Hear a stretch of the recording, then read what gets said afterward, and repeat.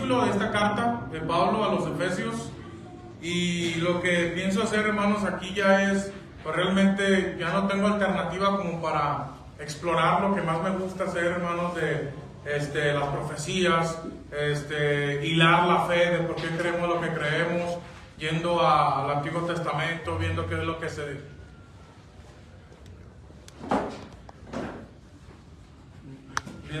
que se profetizó, y conectar en sí, hermanos, todo lo que las Escrituras dicen con el Evangelio.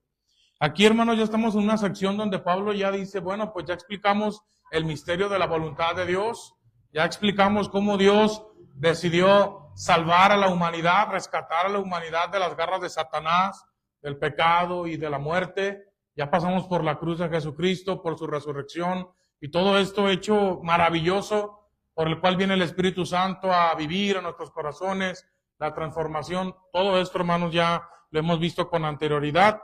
Y para los que nos visitan, que quizá no estuvieron en estas enseñanzas, obviamente en el canal de la iglesia de YouTube pudieran ponerse al tanto con todas esas enseñanzas de las Escrituras. Entonces, hermanos, pues antes de entrar con la lectura, porque ahora vamos a ver los primeros 9 versículos del capítulo 6, lo que quiero hacer, hermanos, es una aplicación respecto a la enseñanza del Evangelio en el matrimonio. Esto, hermanos, porque yo lo considero muy, muy importante, y la semana pasada lo intenté hacer en la reunión libre, y la verdad que no sentí, verdad, que por el tiempo le hice justicia. Y, hermanos, yo les llevé a su mente 2 consideraciones que trajo nuestro Señor Jesús respecto al estatus de la mujer y al derecho de la mujer a conocer la palabra del Dios vivo. Yo les mencionaba, hermanos, que para la época de Jesús, en el primer siglo, hermanos, los maestros de las Escrituras no consideraban a las mujeres como personas, ¿verdad?, que eran, que tenían, hermanos, que enseñarles las Escrituras. A ellas, hermanos, simplemente se les educaba en lo que es el cuidado de la casa, en la cocina, la limpieza, y se pensaba que solamente ellas con ocuparse en eso era suficiente. Ya entrar al conocimiento de la Biblia, ver con profundidad las promesas de Dios, las profecías, la doctrina, eran, hermanos, como algo ya innecesario.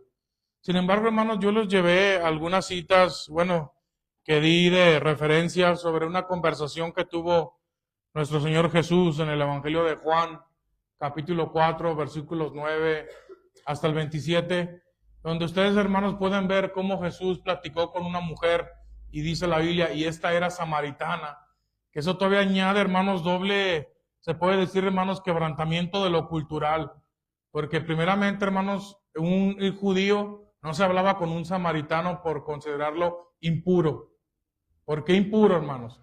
Porque él tenía sangre de judíos o israelita mezclada con naciones paganas.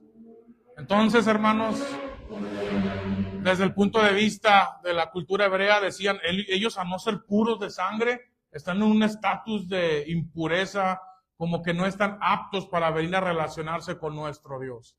Además, hermanos, de que el samaritano no reconocía a Jerusalén como el centro de adoración a Dios. Ellos tenían otro monte, hermanos, en el Moriah, me parece que es, o Gerizim, que le llaman, donde Abraham ofreció en sacrificio a Isaac. Ellos decían, ese es el lugar en el que adoraron nuestros padres, así que nosotros adoramos a Dios en ese lugar. O sea, esto lo explico, hermanos, porque esas eran las cuestiones por las cuales judíos y samaritanos no se hablaban, pese a que compartían sangre.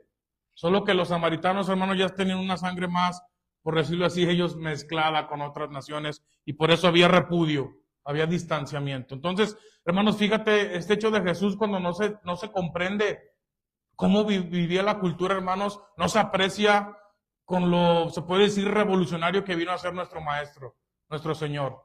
Que, hermanos, yo no encuentro otro pasaje en el cual Jesús se haya manifestado así, hermanos, tan claramente a alguien, más que a esta mujer, que se consideraban no aptas para aprender la Biblia, y, hermanos, además samaritana, que culturalmente chocaba con Israel, o con los judíos, se puede decir ellos, judíos naturales, puros. Hermanos, y es a ella la que Jesús le dice, cuando la mujer le dice, nosotros escuchamos que el Mesías va a venir y nos va a aclarar cuando venga todas las cosas, y prácticamente Jesús se revela a ella directamente, sin parábolas, sin nada, y le dice, pues soy yo, estás hablando con él.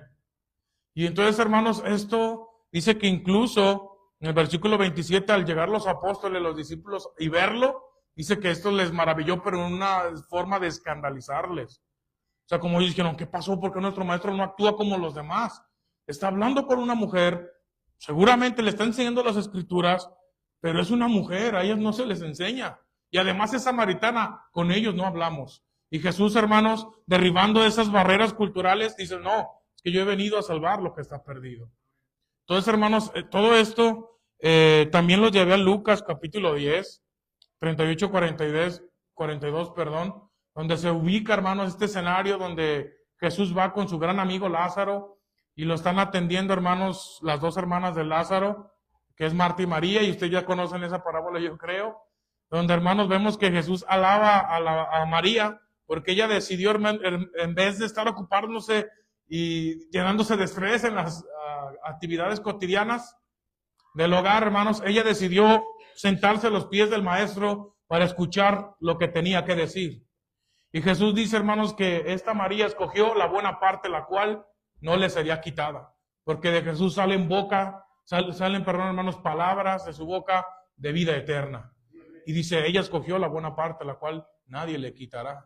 Entonces, hermanos, si te fijas, Jesús fue derribando esto, es lo que quiero nada más concientizarte, derribando estas barreras culturales y haciéndoles entender que la mujer también tenía acceso o derecho a conocer al Dios vivo, a conocerlo mediante de las Escrituras, hermanos. Entonces, esto, hermanos, yo lo quería poner así porque esto fue algo que, se puede decir, hermanos, innovó el cristianismo, la fe de Jesús, y esto, hermanos, nos trajo así a nosotros, conectándolo con el matrimonio, nos llevó una gran responsabilidad, una tarea.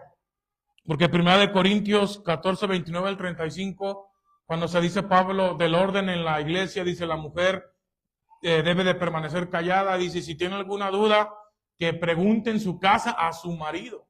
O sea que ahora, hermanos, a raíz de lo que Jesús nos enseñó y derribó estas fronteras culturales, ahora al marido se le da una carga, una tarea. Que si su mujer tiene una duda respecto a algo de la Escritura, es tarea del esposo dedicarse a estudiar, hermanos, para enseñarle a su mujer y de esta manera edificarla en su fe y que ella tenga un claro entendimiento de lo que ha creído. Es tarea del varón enseñar a su esposa. Yo lo decía esto, hermanos, porque considero que muchas veces nosotros lo subestimamos y simplemente reducimos nuestra labor a trabajar y darle, hermanos, el sostén diario, el vestido, todo esto que es necesario, hermanos, un hogar. Y creo que, hermanos, menospreciamos esta labor espiritual en la cual tenemos que comunicar y aportar a la fe de nuestra esposa. Entonces, esto, hermanos, también lo quería llevar a los hermanos que creyeron a Jesús y estando ya casados, pues obviamente viven con una mujer o con un hombre que no es cristiano o que no es cristiana. En 1 Corintios capítulo 7, hermanos, Pablo les dice que si su pareja inconversa, consciente, es decir, quiere vivir el matrimonio contigo a pesar de que tu fe ahora es diferente, dice que no se separen, que sigan el matrimonio. Y hermanos, de lo que yo quería dejar, porque pienso que se subestima, es que Pablo dice prácticamente que si tú vives como creyente el evangelio en tu matrimonio, en tu vida matrimonial, puede ser que a través de tu ejemplo, de tu testimonio, tu pareja incrédula se convierte al Señor, sea salva. Y Pablo dice, no lo tengas en poco, no lo subestimes. Vive el evangelio en tu vida matrimonial y espera en Dios por si quizá por medio de ti tu pareja llegue a los pies de Jesús y se convierta. Y para cerrar, hermanos, este tema, yo ya les he dicho anteriormente, hermanos, pero era un comentario que me chocaba bastante. Ustedes saben a qué me refiero a esto, o sea, que no era para nada de mi agrado escuchar por personas separadas o divorciadas. Y era una frase, hermanos, común escucharla decir, es que el matrimonio no funciona. Esa palabra, hermanos, esa expresión de parte de yo escucharlos de ellos, me generaba en mí, hermanos, la verdad, molestia. Porque yo decía, hermanos, lo que ellos están diciendo es prácticamente culpando a Dios, que fue el que lo creó, el matrimonio, en vez, hermanos, de ellos aceptar su propio fracaso como responsabilidad. O sea, que ellos hayan fracasado es su responsabilidad, es su culpa. Y quieren, hermanos, echarle la culpa a lo que Dios creó o inventó. ¿Por qué, hermanos? Porque no tienen la virtud para reconocer su propio fallo. Entonces, hermanos, yo quería cerrar con esto. El matrimonio sí funciona y es hermoso. ¿Para quiénes? Para los cristianos que vemos el evangelio en el matrimonio. Pero entiendo que para los que no, entiendo que sea un fracaso su vida matrimonial. Pues si no tienen a Dios, no lo admiran y obvio, no lo están imitando. Y eso explica por qué ellos han fracasado. Entonces, hermanos, esto es lo que yo quería cerrar del mensaje anterior. Y ahora sí, acompáñame a leer, hermanos, los primeros 4 versículos de Efesios capítulo 6.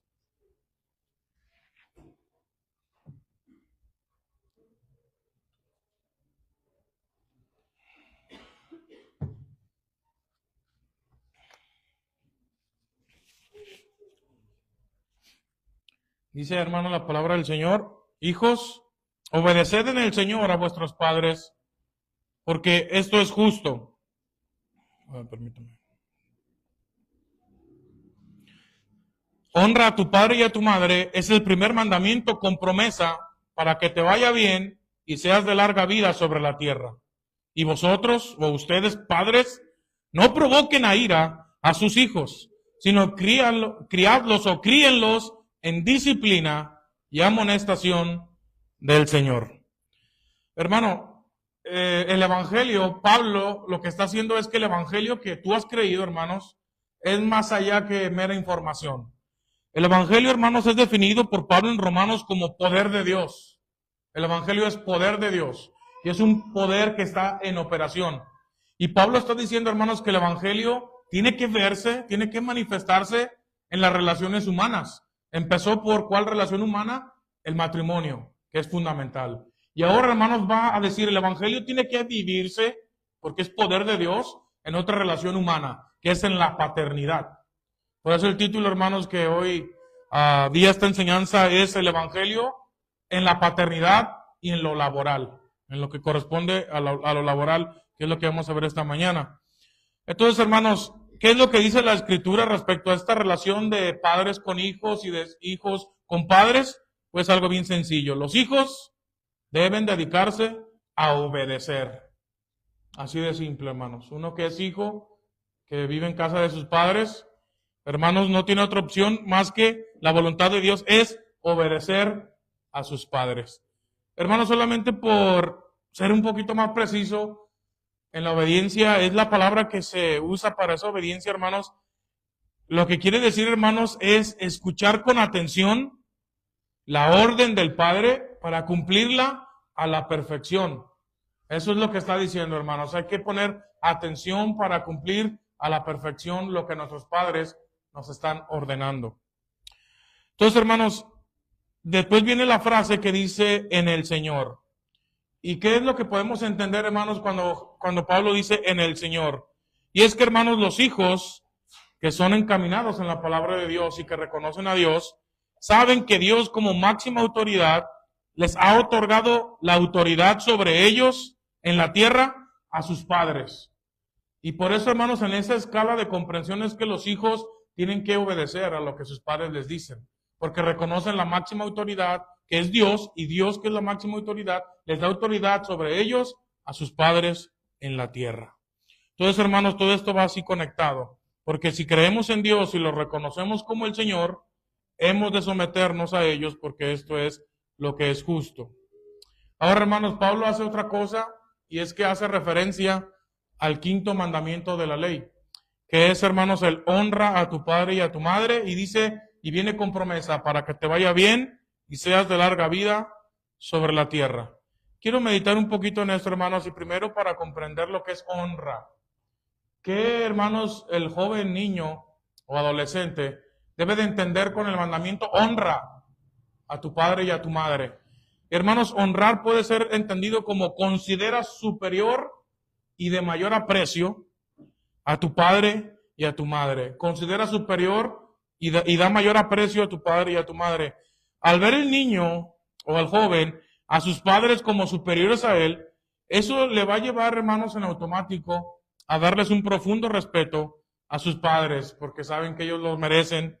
Y esto es menos probable, hermanos, a que él sea grosero con ellos, sin comprende esto, de lo que es honrar, saber que son superiores a él, y por lo cual él les debe de dar un amor superior a ellos, hermanos.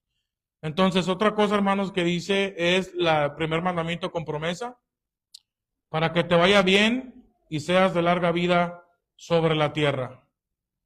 Hermanos, hay algo que nosotros cuando somos jóvenes, yo creo que todos ustedes van a apelar a su experiencia como niños y como adolescentes, hermanos. Y es que, hermanos, por lógica, se entiende que si nosotros obedecemos a nuestros padres, nos va a ir bien en la tierra y vamos a ser de larga vida. La respuesta es simple. ¿Por qué? Porque el padre nunca va, hermanos, a salvo que esté de verdad perdido, pero el padre, hermanos, instintivamente, naturalmente, nunca va a desear el mal para sus hijos. Al contrario, cada llamada de atención, cada orden o mandamiento que va a salir de la boca de tu mamá o de tu papá, va a ser para tu propio bien. Porque si hay personas en el mundo que desde que naces no quieren tu mal, ¿quiénes son? Sino los padres. Entonces, hermanos, por esta simple lógica, se puede entender que por eso el que ve a sus padres por superiores y por eso sabe que tiene que amarlos más, hermanos, se va a dejar guiar por ellos, porque tiene que comprender que ningún otro ser humano le va a querer desear el bien y verlo bien que sus propios padres. Pero en la experiencia, ¿qué es lo que sucede, hermanos? Y yo creo que todos pues pasamos, y algunos están todavía en la adolescencia, esta edad que se le llama de la rebeldía, y es que nosotros vemos a otros niños que, por decirlo así, hermanos, experimentan cosas y sus padres no se los prohíben. Y esto, hermanos, genera una fuerte pues lucha mental cuando somos niños, somos jóvenes, adolescentes, y nosotros decimos, pero a mí, ¿por qué me prohíben esto? Y yo veo que ellos todos lo hacen con normalidad. Entonces, hermanos, uno por pertenecer, porque se forma un grupo, se forma, hermanos, quienes sí hacen ciertas actividades, unos, hermanos, pues caemos en la necedad de decir, no, es que yo también quiero vivir lo que ellos están viviendo. Y pese a que tus padres te puedan decir, no, pero es que mira, yo ya pasé por ahí, y si sigues por esa vía, si sigues con esas amistades, vas a terminar de una manera fea, quizá muerto a una temprana edad por estar en pandillas, o quizá porque te van a inducir a las drogas, a la borrachera, a tener quizá una enfermedad sexual, porque ellos no tienen cuidado con quién se relacionan. Y uno de joven, hermanos, lo que quiere es experimentar y vivir, y uno generalmente le dice a sus padres, no, sí, pero es que ustedes ya vivieron. Sentimos, hermanos, como algo muy pesado en nuestros hombros, y decimos, no, es que déjame a vivir a mí. Tú ya viviste, tú ya no me digas. Y esto, hermanos, es en la experiencia lo que nos dificulta el cumplir el quinto mandamiento de honrar a nuestros padres. Pero no es otra respuesta, hermanos, más que la necedad que está ligada, como dice Proverbios, que la necedad está ligada al corazón del muchacho. Porque la verdad, hermanos, no tenemos el desarrollo mental para comprender que lo que nuestros padres nos están ordenando, aconsejando, es lo mejor para nuestras vidas, hermanos. Y no estamos en esa forma, hermanos, madura para comprenderlo. Entonces, hermanos, ahora respecto a los padres, Pablo, hermanos, nos dice que nosotros que somos padres tenemos que hacer buen uso de nuestra autoridad también. Porque prácticamente, hermanos, Pablo dice, padres, no abusen de su autoridad y no la usen para fastidiar a sus hijos. Porque, hermanos, quizás algunos de nosotros puede ser que como no sabemos los superiores a los cuales Dios nos dio la autoridad sobre ellos, quizá abusemos de esto, hermanos, para simplemente decirles cosas para fastidiarlos, como dice Pablo ahí, para provocarlos al enojo. Y de esto, hermanos, Pablo dice, harían mal ustedes como padres. Ustedes tienen que ser la autoridad que Dios les dio con sabiduría, con inteligencia. No para encajarse sobre ellos y hacerlos que siempre estén, por decirlo así, hermanos, picándoles la cresta para ver, a ver si me responde y ahorita lo golpeo o algo así, hermanos. Que tampoco Pablo dice, no se vayan a un extremo también de esta manera. Entonces, hermanos, ¿qué es lo que Pablo ordena a los padres? Dice, hermanos, que tenemos que criar a nuestros hijos en disciplina y amonestación. Y, hermanos, en la disciplina, déjame decirte que lo que está ligada, hermanos, a alguien que conoce la Escritura y conforme los judíos eran criados, es que, hermanos, la disciplina está ligada al uso del castigo, o sea, al uso de la vara para contrarrestar la rebeldía que hay en los niños. Pues ellos, o sea, nosotros desde pequeños, que no tenemos una madurez mental, hermanos, para entender todas las razones. Nosotros, hermanos, lo que queda hacer como padres con nuestros pequeños es, hermanos, hacer uso del dolor que se ejerce mediante la vara. ¿Para qué? Para que los niños que no están maduros para comprender tu discurso vayan asociando, hermanos, el dolor con sus malas conductas. Y así, hermanos, tú les dejas claro que en la casa hay autoridades que son los que mandan y no ellos son los que imponen las condiciones. Pero esto, hermanos, a mí sí se me hace muy importante porque ahora con la psicología y la información que hay, como se decía hermano Arana hace un momento, derechos humanos, todo esto, hermanos, lo que hacen es entorpecer la educación de nuestros hijos. Cuando se nos prohíbe, hermanos, el uso de la fuerza, o como se dice, la violencia física, por usar el dolor físico, hermanos, en esto se comete un error, porque ellos pretenden que los niños son tan maduros como para comprender las razones que tú les vayas a dar para que hagan o no hagan una acción, hermanos, pero es que ni biológicamente se sabe que no están aptos, hermanos, en sus neuronas para entender lo que tú les quieras enseñar, hermanos. Con una gran explicación, tú piensas que van a tener ellos, no están aptos para entender los discursos, hermanos, a una temprana edad. Y como esto es una realidad, por eso la Biblia, hermanos, ha enseñado a usar la vara como dolor para que el niño asocie la mala conducta que tú no quieres que haga con el dolor que siente su cuerpo. Y así, hermanos, va a ir creciendo, hermanos, y después ahora sí va a comprender, con razón me pegaban y me corregían de esta manera. Es que estas conductas me iban a traer estas consecuencias, pero no será, hermanos, hasta que ya el niño haya crecido. Entonces hasta ahí lo va a poder entender. Pero mientras tanto, hermanos, nosotros como padres cristianos, siguiendo la sabiduría de Dios, tenemos que hacer uso del dolor para ir educando a nuestros hijos. Ahora hermanos, aparte de la disciplina, Pablo nos habla de amonestación. Y amonestación, hermanos, simplemente significa dar advertencias. Debemos también, hermanos, no solamente hacer del uso del dolor. Por eso nosotros se nos enseña que cuando usas la vara, una vez, hermanos, que el niño termina de llorar, tú le tienes que explicar la razón por la cual le has pegado, independientemente a que ahorita no te alcanza a captar mucho, hermanos, pero así él va a ir aprendiendo con la amonestación o la advertencia. Debemos explicar, hermanos, que toda acción que tiene él va a tener una consecuencia. Y muchas veces la consecuencia, hermanos, va a ser así, dolorosa. O sea, hermanos, si te fijas, no estás haciendo otra cosa más que preparando al niño para lo que es la vida real. Porque quizá cuando sean adultos no va a haber una vara que los corrija, hermanos, pero sí una consecuencia quizá mortal. Y entonces, hermanos, cuando tú vas a estar llorando y todo por no haberlo instruido desde que era pequeño. Cuando se dice, hermanos, que cuando tú no crías a tus hijos en casa, va a haber en la calle, hermanos, quien los cría en el sentido de que ante una falta de respeto, una grosería, algo, hermanos, los vayan a golpear. Y quizá ahí tú vas a estar llorando y vas a querer ir en contra de la otra familia, cuando era tu responsabilidad haberlo hecho respetuoso desde que era pequeño. Entonces, hermanos, Pablo supone que está hablando a hijos y a padres cristianos formados en los principios de la Biblia y no como a gente que los ignora o los pasa por alto por sentimentalismo. Hermanos, quiero que lean conmigo Proverbios capítulo 23.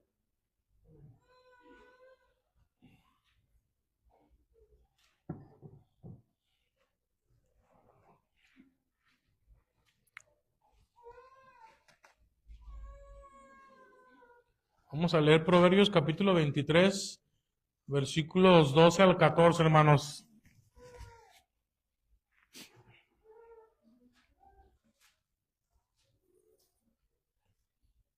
En estos proverbios, hermanos, de Salomón, que son dichos llenos de sabiduría, que sirven mucho, hermanos, para la vida humana, para la vida sobre esta tierra. Dice Proverbios 23, 12, aplica tu corazón a la enseñanza y tus oídos a las palabras de sabiduría.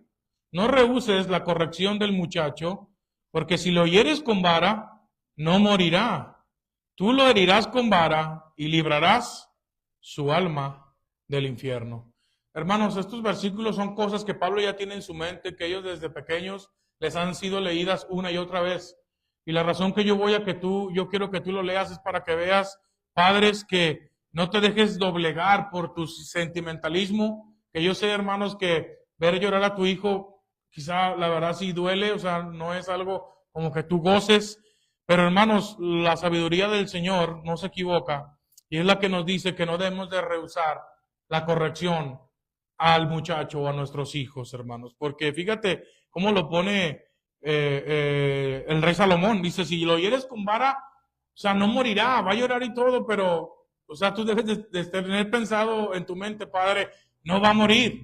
Va a llorar un buen rato, quizás sí, pero no va a morir. Sin embargo, ¿cuáles son los resultados que vas a poder obtener, hermanos? Dice, tú lo herirás con vara y librarás su alma del infierno. O sea, hermano, yo creo que si tú lo pones como en una balanza, vale más que tú te entristezcas un poco al herirlo con vara a tus hijos, hermanos, pero luego verlos crecer y no apartarse de la fe y tomar buenas decisiones, a que después, hermanos, los veas lejos del Señor y quizá, hermanos, muertos a una edad temprana, porque tú te pesó entristecerse por un breve momento porque no querías verlo llorar al tú herirlo con vara. O sea, si te fijas, hermanos, si lo pones en una balanza, es preferible que te angusties o te pongas triste un momento, pero que no rehuses la corrección del joven, porque eso quizá, hermanos, pueda hacer que sea lo que defina que se salve o no se salve, hermanos, aún respecto a la fe en el Evangelio. O sea,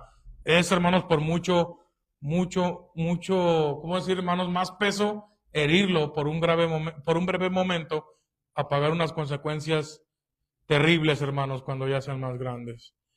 Entonces, hermanos, yo quiero cerrar este punto con lo siguiente. Así que, padres, Pablo nos dice que el Evangelio enseña esto. Padres, ustedes tienen el señorío. Así como el Señor dio el señorío al marido sobre la mujer, porque ella es la cabeza, dice ahora a ustedes, padres, madre y padre, tienen el señorío, el gobierno sobre sus hijos. Ustedes son los que deben de imponer las condiciones sobre sus hijos, no sus hijos sobre ustedes.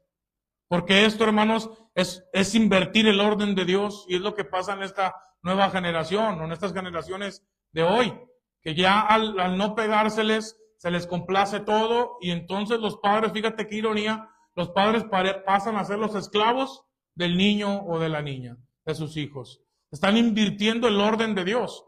Quizá, hermanos, a una sociedad ignorante de Dios, entiendo que está haciendo esto, hermanos. Ahora el niño con una edad muy temprana es el Señor y sus padres son los siervos. Pero, hermanos, esto quizá no lo has pensado y es mi propósito en esta mañana, que tú normalizar eso, hermanos, es una falta de respeto a Dios.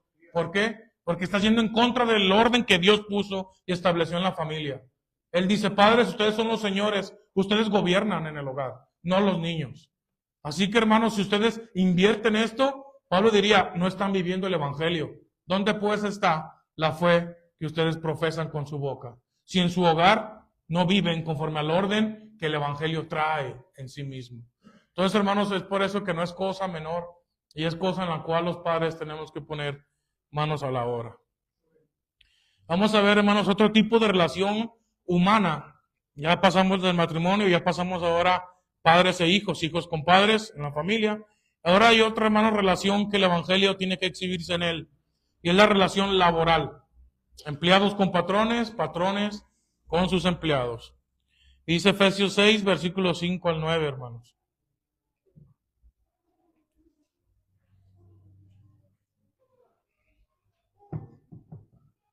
Dice, siervos, obedeced a vuestros amos según la carne con temor y temblor, con sencillez de vuestro corazón, como a Cristo, no sirviendo al ojo, como los que agradan a los hombres, sino como siervos de Cristo, haciendo de ánimo la voluntad de Dios, sirviendo con buena voluntad, como al Señor, y no a los hombres, sabiendo que el bien que cada uno hiciere, esto recibirá del Señor, sea siervo o sea libre. Ya sé que sea independientemente de que sea en nuestra actualidad, hermanos, alguien, un empleado que trabaja por un patrón o alguien que trabaje por su cuenta.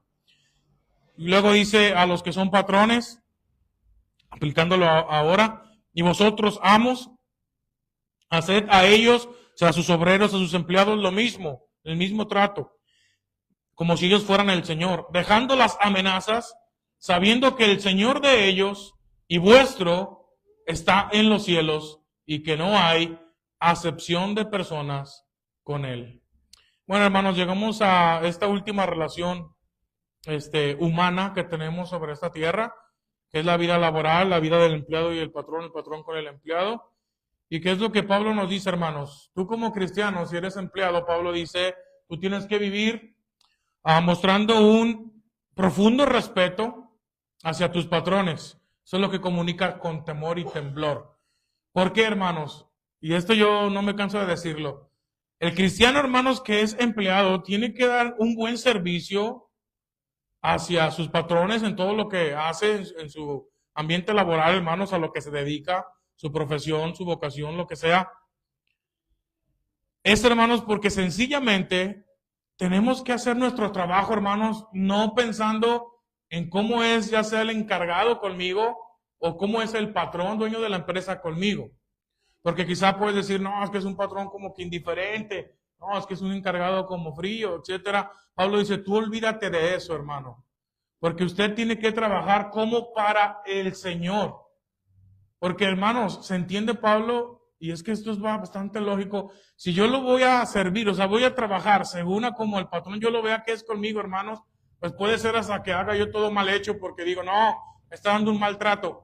Pero Pablo, hermanos, lo que dice es que tú como cristiano que entiendes y crees el Evangelio, tienes que hacer esta actividad no viendo al ojo, dice, no sirviendo al ojo o para que el hombre te vea o según el hombre sea contigo, sino que tú lo tienes que hacer como si estoy trabajando para el Señor.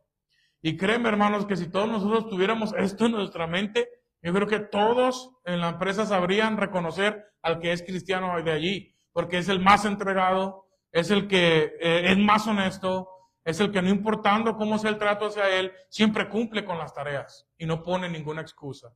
Y aun cuando algo hace mal, es el primero en reconocerlo y no echando culpas como es lo más normal. Por yo librarla, no echando culpas, no fueron ellos, fueron aquellos. El cristiano hubiera dicho, salió eso mal, eso sí fue responsabilidad mía. Y eso, hermano, sería una gran diferencia.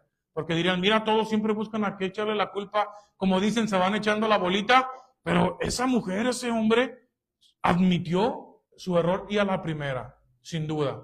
Eso, hermanos, hablaría de alguien que vive el Evangelio, fíjate. No solamente que dice creer en Jesucristo, no solamente alguien que dice que es cristiano, no. Esto es alguien, hermanos, que vive como un cristiano en realidad. Entonces, hermanos, por eso es muy importante, aunque a veces nosotros no lo veamos de esta manera y decimos, bueno, el trabajo da igual, el chiste es sacarlo como sea.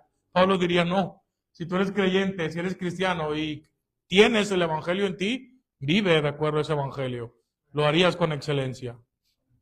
Entonces, hermano, Pablo agrega otra consideración y dice, hermano, considera que puede ser que a pesar de que tú hagas tu trabajo, hermano o hermana, lo mejor posible, dice Pablo, tú considera que a pesar de eso, quizá el patrón no te va a reconocer tu labor. No te va a aplaudir, no te va a decir, excelente, empleado del mes. Quizá no, hermanos. Y Pablo dice, esto puede ser que te desanime humanamente hablando. Y Pablo por eso mete, hermano, dice, considera que el Señor va a dar a cada uno según el bien que haga en esta tierra. Así que tú olvídate si el gerente, olvídate si el patrón no ve tu dedicación y nunca te lo ha reconocido. Olvídate de eso. ¿Por qué? Porque el Señor Jesús, que sí ve todas las cosas, Él te recompensará en aquel día.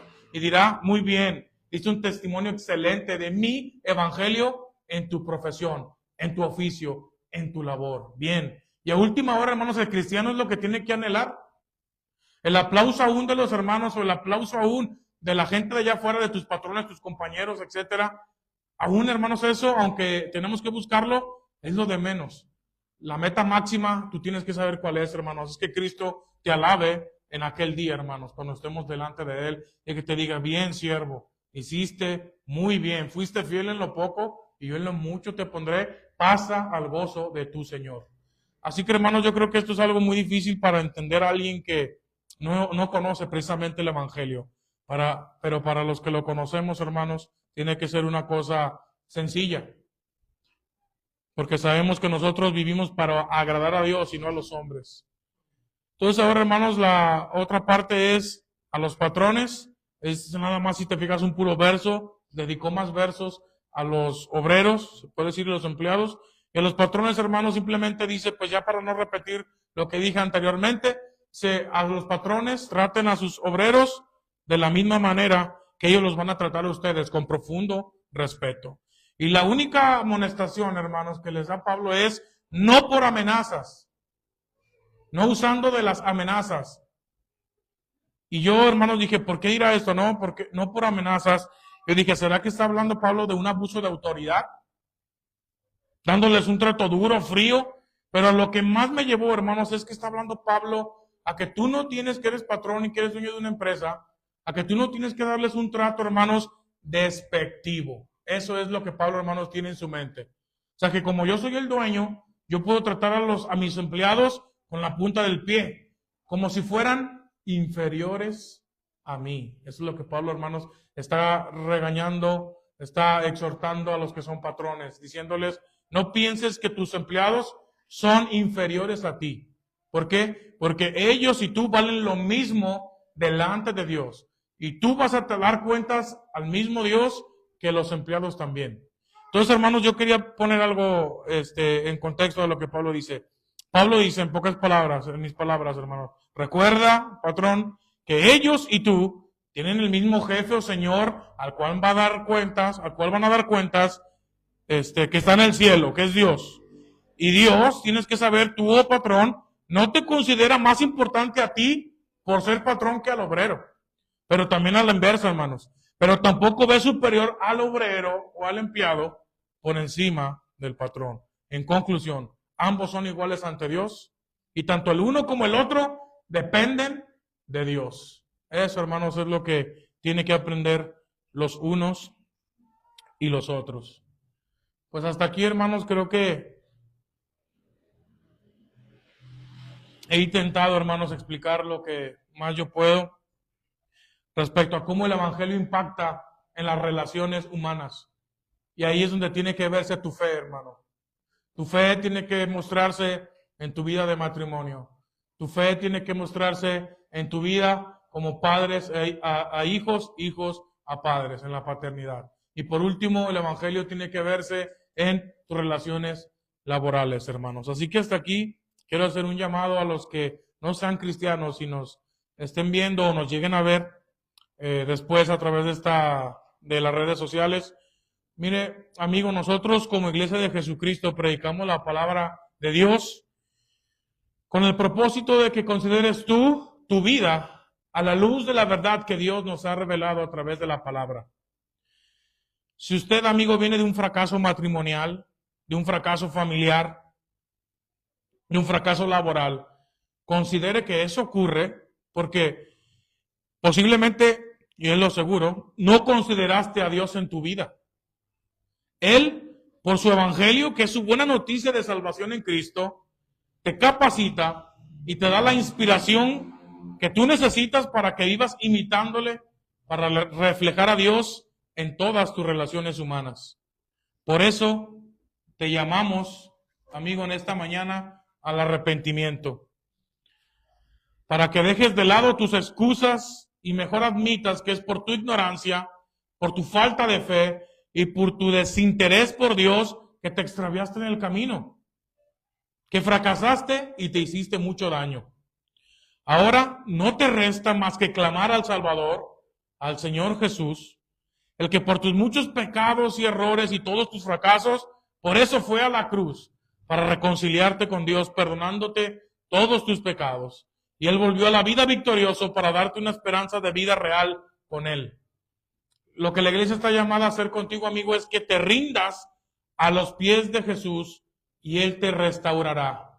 Él hará de ti un hombre o una mujer nueva, a pesar de todos los fracasos que hasta el día de hoy lleves acumulados quizá uno tras otro. La solución solamente se encuentra en Dios, en Cristo. Ahora, hermanos, a nosotros, ya por último, yo diría lo siguiente, hermanos. El Evangelio, considera esto, hermanos. Hermanos, el Evangelio de nuestro Señor Jesucristo va más allá de ser información aprendida. Nosotros podemos entender que el Evangelio solamente es saber y conocer que un día Dios se hizo hombre, que nació, que después creció, que dio su vida en una cruz y que después resucitó y subió al cielo. Hermanos, muchos pueden saber eso, es más, la mayoría sabe eso, historia. Pero hermanos, es muy diferente a saber o haber oído el Evangelio es muy diferente a saber o haber escuchado el Evangelio, hermanos, a creerlo y realmente tener una relación profunda con Dios mediante ese Evangelio, hermanos. Y que Dios se manifieste a través de ti en todas las relaciones humanas. Ese es el propósito de Dios, hermanos. No solamente que conozcas la historia que pasó hace 2000 años, no, hermanos. Es de que sepas que el Evangelio es un mensaje que tiene poder, que impacta en el creyente y lo lleva a vivir imitando a Dios. Eso es el Evangelio, hermanos. Un mensaje lleno de poder que impacta en el hombre creyente y lo lleva a vivir imitando a su Dios. El cristiano ama a su esposa. El cristiano ama a sus hijos. El cristiano ama a sus patrones y los patrones que son cristianos aman a sus empleados. ¿Por qué? Porque han encontrado y experimentado el amor de Dios en el Evangelio que han creído. Y el amor de Dios los inspira a vivir así, como el Evangelio ordena que vivamos. Entonces, hermanos, yo me despido con una oración, ruego, diciendo lo siguiente. Mi ruego sería, hermanos, para finalizar que el Señor Jesús nos conceda vivir, fíjate, hermanos, vivir el Evangelio en cada relación humana que tenemos en esta vida. ¿Con qué propósito? Para alabanza de la gloria de su poder. Para que entonces sí la gente pueda creer que nosotros creemos en el Dios Todopoderoso, porque nuestras relaciones en esta tierra así lo avalan, hermanos. Así lo dicen. Y es mi deseo para todos ustedes, hermanos. Que Dios los bendiga.